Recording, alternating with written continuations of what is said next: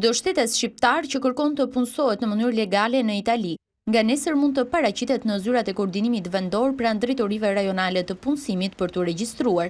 Prej të gjitha kandidaturave do të përziten vetëm 255 shtetas, të cilët më pas do të trajnohen në kurse profesionale e gjuhësore falas.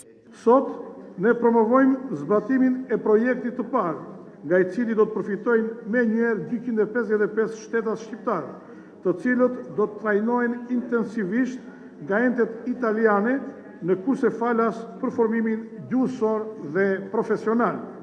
Pas përfundimit të trajnimit, pjesëmarrësit do të pajisen me certifikata aftësie në profesione të ndryshme, të cilat njihen në tregun evropian të punës. 50% e të trajnuarve do përthithen me njerë nga tregu italian i punës sipas procedurave. Të gjithë të interesuarit i ftoj duke filluar nga dita e nesërme, deri në datën 10 prill 2012, pranë sporteleve të migracionit. Zyra e koordinimit ku edhe do të paraqiten aplikimet është çelur nga Ministria Italiane e Punës pas nënshkrimit të memorandumit të bashkëpunimit mes dy vendeve.